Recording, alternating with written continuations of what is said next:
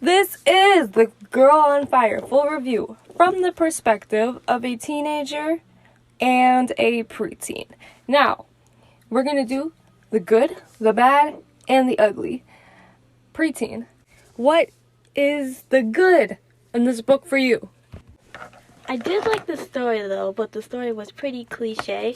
And the art style, I did like the art style to the book. And I did like Lolo, and I liked her fashion too, and how she wore stuff. Interesting insight. I'm gonna wait till the end so my output doesn't influence yours, so I'll let you go first. So, the bad in this book. Well, we'll do the good, the bad, the ugly, and the fantastic. So, the bad in this book for you. Preteen. I think the bad in the book was when her mom left for a bunch of years. And then she just came back, talked to them for a little bit, and then left again. I thought that was the bad in the book. Okay. And the ugly? Skin was the most ugliest character in the book. I would have to be one to agree with that. And the fantastic. I did like the ending where she got really good control of her power, though. And she kicked Skin's butt. Yep. Oh, alright, good review. Do you have anything else to add before I go in with my opinions and thoughts?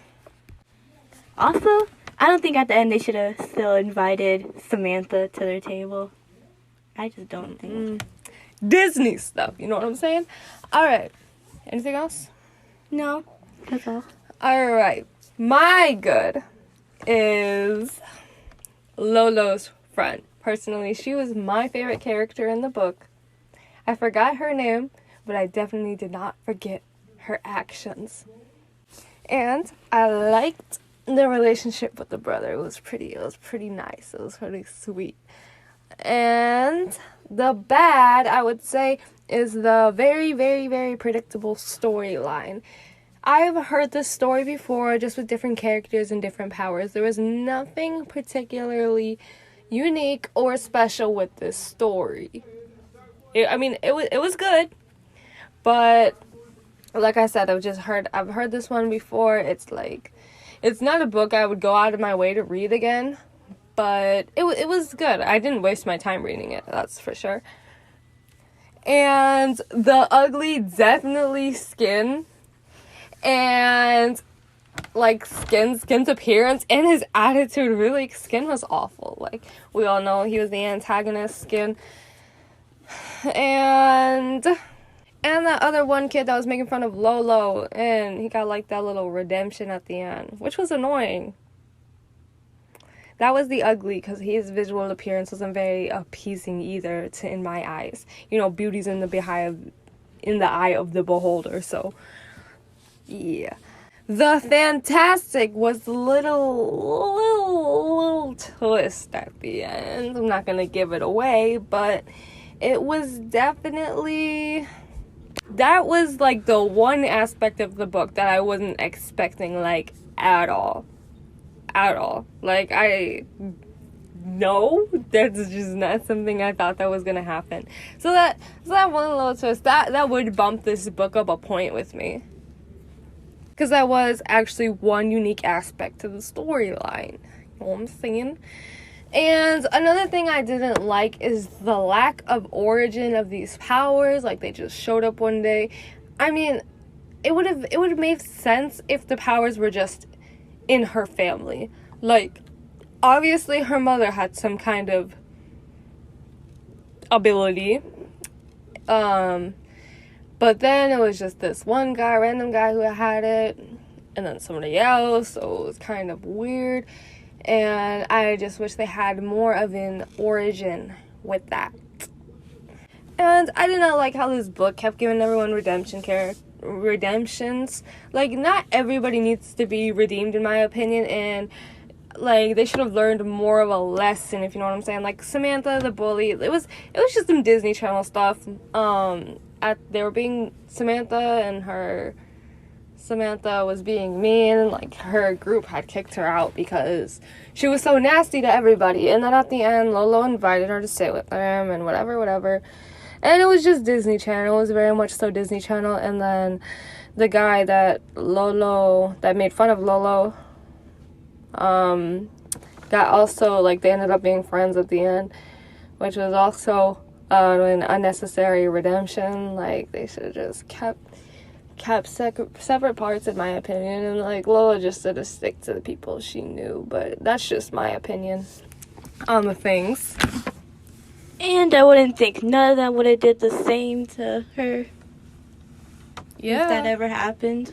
Yeah, I mean, this whole experience really should have made Lolo more wary of who she lets around her and more wary of who she trusts. And another thing I liked about this book is it did have a unique output, because usually it's books about the single mom. Like, thinking about it, I can't really think of a story that I've like actually seen with a single dad, but this one actually did. And what she said about Lolo's mom, and I'm not sure if it's Lola or Lolo, I can't remember, but what she said about Lola's mom was, okay, so she shouldn't have left initially, and it wasn't right of her, but I can see her trying to reconcile. And like, she didn't leave the second time on her own volition. She wanted to start over with the dad, and she did try, which I give her props for. But like, I can 1,000% see why he didn't want her back in his life or her kid's life, because the bottom line is she shouldn't have ran away from her responsibilities, and that's what she did. She ran away from her kids, her husband, and her responsibilities, and her own mom, for goodness sake. Like, their dad has been taking care of their mom. I mean, Lolo's mom's mom, Lolo's grandmother. Yeah, so it was, that Lolo's dad was a really good person too. And he offered the other guy who had the powers, I forgot his name, and I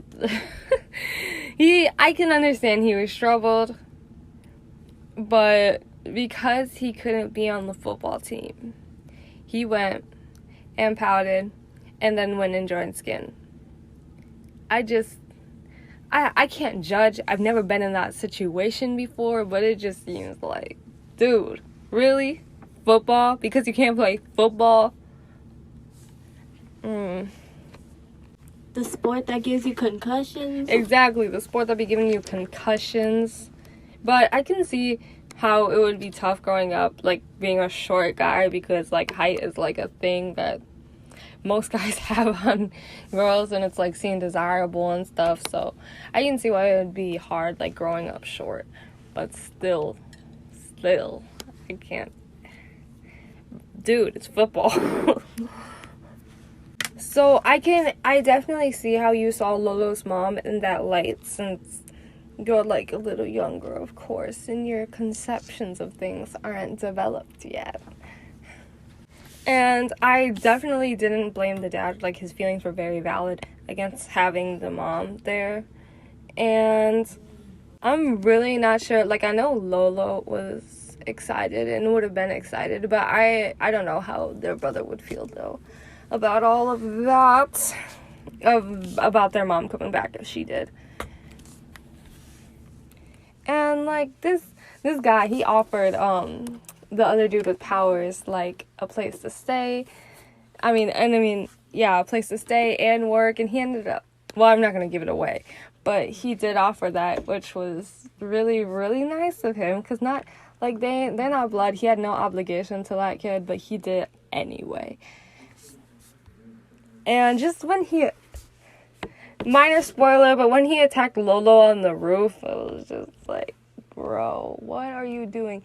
He was really about to kill, well, he didn't mean to push her off the roof. But that's what would have happened if Lolo didn't catch herself. Like, he would have straight up just killed her. But even if he didn't, his intent was to beat her up. Again, I've never been in that position. I really have any room to judge, but I'm just saying I didn't like him. I didn't even really like him at the end when they joined forces either. I was just like, still like, dude. All these redemption arcs, they were rushed. That's what they were. They were rushed. Like, you need more time to flesh out redemptions, in my opinion. If you're going to give somebody a redemption arc, you need a little bit more time than this book it was just so in a rush to redeem everyone that didn't need to be redeemed. Yeah, it's like Disney, exactly. Disney. Like I stated in like our little mini review, Alicia Keys is a very talented artist, and I was looking around in the library and I was like, "Ooh, by Alicia Keys," and it's cool to see her branching out of just the regular music that she makes, which is really good. She's like really iconic, a household name, and it's why I can't speak. People need to stop branding people like, oh, like you're a singer, that's all you can do. Oh, you write books, that's all you can do. That's what Alicia Keys broke by writing this book. And that's, again, something we stated in our mini review. So it's cool to see her branching out and getting into other things instead of just, like, your content needs to evolve with you. As you grow, your content grows, is basically what I'm saying. As for the art, I mean, I like the style. And no shade to the artist, of course, but it just wasn't my favorite.